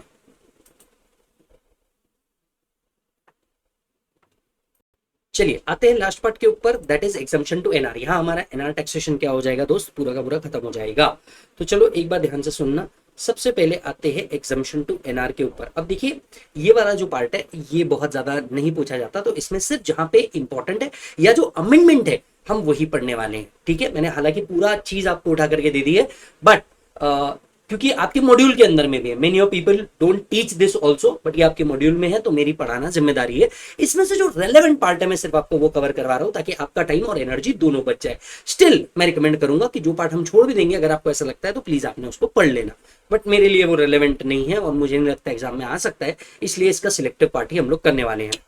तो सबसे पहले आता है, अगर एनआरई अकाउंट से इंटरेस्ट मिला है किसी भी नॉन रेसिडेंट को तो ये एग्जम्प्ट है। सो सेक्शन 1042 कहता है interest from NRE account in India, ये क्या है बेटा, एग्जम्प्ट है। क्या है बेटा, ये एग्जम्प्ट है। नेक्स्ट आता है 104E। राइट, अगर ट्रांसफर होता है नॉन डेरिवेबल फॉरवर्ड कॉन्ट्रैक्ट और ऑफशोर डेरिवेटिव इंस्ट्रूमेंट और OTT derivatives, that is over the counter derivatives, right, ये एग्जम्प्ट है किसके हाथ में, एनआर के हाथ में। सो एनआर के हाथ में क्या एग्जम्प्ट है, अगर वो non deliverable forward contracts transfer कर रहे हैं या फिर ऑफशोर डेरिवेटिव इंस्ट्रूमेंट्स ट्रांसफर कर रहे हैं या फिर over the counter OTC derivative transfer कर रहे हैं, तो ये टोटली एग्जम्प्ट है। अब यहाँ पे एक और चीज ऐड हुई है, distribution of income on offshore derivative instrument, dividend on offshore derivative instrument और over the counter derivative instrument entered with an offshore banking unit of IFSC और foreign portfolio investor being unit of IFSC। तो मान करके चलिए अगर कोई banking unit है IFSC में या पोर्टफोलियो इन्वेस्टर यूनिट है, कहां पे बेटा, IFSC में, ये अगर डिविडेंड दे रहे हैं किसके ऊपर, ऑफशोर डेरिवेटिव इंस्ट्रूमेंट्स के ऊपर या over the counter derivative instruments के ऊपर, तो ये टोटली क्या है, एग्जाम्प्ट है। सो बेसिकली क्या किया गया है, foreign bank, foreign company which is operating in IFSC या फिर foreign portfolio investor FPI which is operating in IFSC, ये जब डिविडेंड देते हैं किसको, एनआर को, ये एग्जाम्प्ट है, provided they should be operating in IFSC. Next यहाँ पे 10(4)(f है, यहाँ पे अमेंडमेंट आया है, पीरियड का अमेंडमेंट है यहाँ पे, रॉयल्टी या interest on account of lease of an aircraft और ship paid by unit in IFSC. Basically एक आईएफएससी यूनिट किसको दे रहा है, एनआर को दे रहा है। क्या दे रहा है, या तो रॉयल्टी दे रहा है या तो इंटरेस्ट दे रहा है, किस चीज के लिए, लीज ऑफ एयरक्राफ्ट और शिप। तो ये क्या है बेटा, एग्जम्प्ट है, किसको, एनआर को। ये एग्जम्पशन पहले 2025 तक के था, इसे 2030 कर दिया गया है, इसे क्या कर दिया गया है, 2030 कर दिया गया है, ये याद रखिएगा। यहां पे भी एक डेट का अमेंडमेंट है सेक्शन 2(4)(h) के अंदर में, इसको भी जरा ध्यान से सुनिएगा। यहां पे शिप लीजिंग को ऐड किया गया है अपार्ट फ्रॉम एयरक्राफ्ट लीजिंग, ठीक है, अभी ध्यान से सुनना।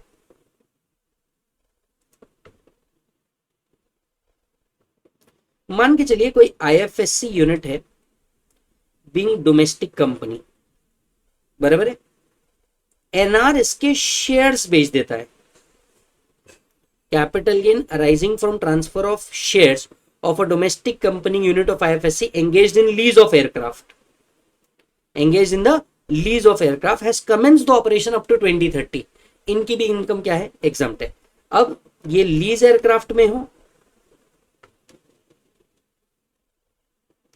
या फिर शिप लीज में हो, तो वही आईएफएससी यूनिट है, domestic company, aircraft lease ship leasing business के अंदर में है, नॉन रेसिडेंट इस कंपनी के क्या बेच देता है, शेयर्स बेच देता है, तो जितना कैपिटल गेन अराइज हो रहा है ये भी क्या होगा बेटा, एग्जम्प्ट होगा, provided this clause shall apply for capital gain from transfer of equity share, transfer क्या करना है, equity share, right, which is falling within 10 years beginning from the previous year in which domestic company has commenced the operation।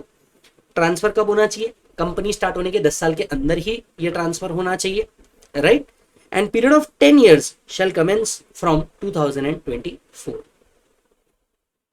And periods and कब होगा, 34 तक के। इस period में कभी भी अगर आप क्या कर रहे हैं, ऐसी कंपनी के शेयर्स ट्रांसफर कर रहे हैं which is engage in lease of aircraft और लीज ऑफ शिप, तो ये भी एग्जाम्प्ट है।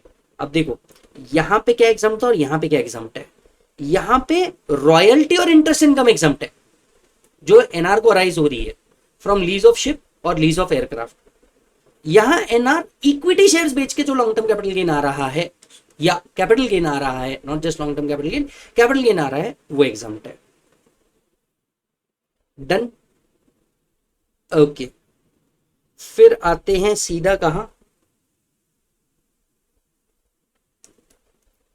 अगर इंटरेस्ट पेबल है by unit located in IFSC in respect of money borrowed on और आफ्टर 1/9/2019, एनआर ने आईएफएससी यूनिट को लोन दिया, इस लोन के ऊपर आईएफएससी यूनिट एनआर को क्या दे रहा है, इंटरेस्ट दे रहा है, ये लोन या बोरिंग आफ्टर 2019 हुई है, एग्जाम्प्ट, ये इंटरेस्ट क्या है बेटा, एग्जाम्प्ट। फिर आता है 10(15), फॉरेन कंपनी को अगर लीज रेंटल रिसीव हुआ है क्रूज शिप दे करके, फॉरेन कंपनी को क्या रिसीव हुआ है, लीज रेंटल रिसीव हुआ है क्रूज शिप लीज पे दे करके, तो ये एग्जाम्प्ट है। स्पेसिफाइड कंपनी की डिटेल्स दी हुई है, स्पेसिफाइड कंपनी मतलब फॉरेन कंपनी जिसने अपना ऑप्ट किया हो टैक्सेशन 44 बीबीसी के तहत। 44 बीबीसी क्या था याद करके देखो, ship cruise business 20% of PGBP. तो ऐसी फॉरेन कंपनी को लीज रेंटल अगर आ रहा है फ्रॉम क्रूज शिप, किससे, स्पेसिफाइड कंपनी से, तो वो टोटली एग्जाम्प्ट है। सो बेसिकली क्या है, दो फॉरेन कंपनी इन्वॉल्व है, जरा ध्यान से सुनना नहीं तो आपको कंफ्यूजन होगा। एक फॉरेन कंपनी, दूसरी फॉरेन कंपनी। सिचुएशन 1, वो फॉरेन कंपनी इंडिया से जो इनकम आ रही है वो पीजीबीपी कितने पे कंप्यूट करेगी, 20% ऑफ टर्नओवर। अब ये एग्जाम्पशन किसका है, क्योंकि आपको कंफ्यूजन ना हो, मान के चलो एक फॉरेन कंपनी है, इसने फॉरेन कंपनी से लीज रेंटल लिया, इसने इंडियन कंपनी से लीज रेंटल लिया। फॉरेन कंपनी से जो लीज रेंटल ले रहे हैं ये एग्जम्प्ट है under section 1015B। Indian company से जो लीज रेंटल ले रहे हैं इस पे आता है 44BBC। समझ में आया? ये याद रखिएगा। Where such foreign company and specified company are subsidiary. समझ में आया? सो वो फॉरेन कंपनी एक फॉरेन कंपनी से लीज रेंटल ले रही है और ये फॉरेन कंपनी कौन है? उसकी सब्सिडरी है। तो ये जो लीज रेंटल आ रहा है ये एग्जम्प्ट है अंडर सेक्शन 1015B, क्योंकि बेसिकली खुद की कंपनी से इनकम आ रहा है। यही अगर इंडियन कंपनी से लीज आया ये टैक्सेबल हो। टैक्सेबल कौन से सेक्शन के हिसाब से? 44BBC के हिसाब से। कितना परसेंट? टर्नओवर का 20%। कहां पढ़ा था हम लोगों ने? ये पूरा इंटरलिंकिंग हुआ। अगर मजा आया फुल रिस्पेक्ट लिख के जाना कमेंट में, मैं समझ जाऊंगा। 1034B, जैसे कि मैं कह चुका हूं ओनली इंपॉर्टेंट वाले पार्ट को ही हम डिस्कस करने वाले हैं। Dividend from a company being unit in IFSC primarily engaged in leasing of aircraft. ध्यान से सुनना, एनआर है, आईएफएससी यूनिट है, लीज ऑफ एयरक्राफ्ट करते हैं, डिविडेंड देते हैं, टोटली एग्जम्प्ट। सर अब इसकी अलग अलग सेक्शन की जरूरत क्या पड़ गई? यहां पे तो लिखा ही था उन्होंने ऑलरेडी। यहां पे उन्होंने रॉयल्टी इनकम को और इंटरेस्ट इनकम को एग्जम्प्ट किया था, यहां उन्होंने डिविडेंड इनकम को एग्जम्प्ट किया। ये फर्क है। सो बेसिकली अगर आप ध्यान से सुनेंगे रॉयल्टी, इंटरेस्ट, डिविडेंड ये तीनों भी एग्जम्प्ट है अगर लीजिंग ऑफ एयरक्राफ्ट या शिप बिजनेस के अंदर में है। तो पहले यहां पे सिर्फ एयरक्राफ्ट था, इस साल से शिप बिजनेस भी ऐड कर दिया गया है। भयानक एग्जम्पशन दिए गए, राइट। इसके बाद में ये सीधा इंपॉर्टेंट है 1023FE। अगर एग्जम्पशन आ रहा है, एग्जम्पशन किस चीज का मिलेगा? एक और चीज का मिलेगा। अगर कोई भी स्पेसिफाइड पर्सन है, स्पेसिफाइड पर्सन मतलब कौन? Wholly owned subsidiary of Abu Dhabi investment authority, sovereign wealth fund, pension fund. तो Abu Dhabi investment authority, sovereign wealth fund, pension fund को अगर डिविडेंड इनकम मिलता है, इंटरेस्ट इनकम मिलता है या लॉन्ग टर्म कैपिटल गेन मिलता है फ्रॉम इन्वेस्टमेंट इन इंडिया, ये एग्जम्प्ट है। इन्वेस्टमेंट कब होनी चाहिए? 2020 से 2025 which has been rose to 2030। तो यहाँ पे भी एक अमेंडमेंट आया है, ध्यान से सुनिएगा। So Abu Dhabi investment authority, pension fund या सॉवरेन वेल्थ फंड को जो कैपिटल गेन आ रहा है लॉन्ग टर्म इन नेचर का, इंटरेस्ट आ रहा है या डिविडेंड आ रहा है, ये हम एग्जम्प्ट कर देंगे प्रोवाइडेड इन्वेस्टमेंट 2020 से 2030 के बीच में होना चाहिए।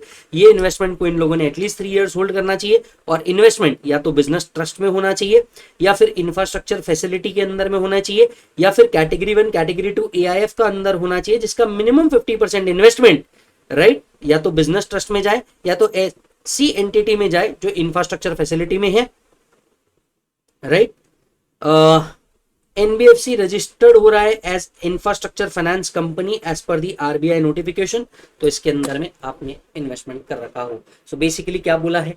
ये बोला है कि भैया देखो, अगर आप fully own subsidiary Abu Dhabi investment authority की सॉवरेन वेल्थ फंड है, पेंशन फंड है, आप क्या करो, ऐसे बिजनेस ट्रस्ट में पैसा डालो या इंफ्रास्ट्रक्चर फैसिलिटी में डालो, कैटेगरी 1 कैटेगरी 2 AIFs में डालो, जो अल्टीमेटली किसको? इंफ्रास्ट्रक्चर को बढ़ावा दे रही है। इससे आने वाला dividend income, interest income and long term capital gain exempt हो जाएगा।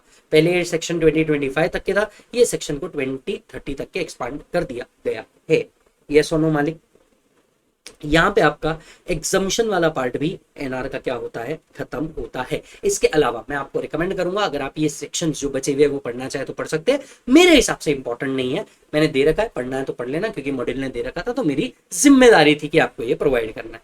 इज इट डन मालिक? यस, चलिए। तो हाँ जी सर, यहां पे हमारा एनआर टैक्सेशन पूरा का पूरा खत्म होता है। होप आपको एनआर टैक्सेशन इजी और मजेदार भी लगा होगा। इस एग्जाम से पहले 2 बार देख लेना, और हाँ मैंने ऑडियो रिवीजन भी इसका डाल दिया है तो वो भी एक बार चेक कर लेना। And and and and and MRP पे जाकर के इसके क्वेश्चन सॉल्व कर लो। मॉड्यूल के क्वेश्चन मैंने ऑलरेडी कवर किए हैं, अपकमिंग अटेम्प्ट के RTP MTP के क्वेश्चन देख लेना इसके ऊपर, और आपका एनआर टैक्सेशन पूरा खत्म। तो एनआर के जो मेन टॉपिक थे, DTAA, transfer pricing, NR taxation, ये B B base erosion, profit shiftings, advance ruling, ये सब मैं ऑलरेडी अपलोड कर चुका हूँ। हार्डली 3 से 4 टॉपिक के ऑडियो चार्ट रिविजन और बचे हैं। डोंट वरी, 4 से 5 दिन में सारे के सारे अपलोड हो जाएंगे। आप अपना पूरा ख्याल रखिए, बाय बोलिए, और कुछ कहना हो, दिल से कुछ बातें करनी हो, इंस्टाग्राम पे सीए विजय साडा नाम से मिल जाऊंगा। और हाँ, आपको अगर ये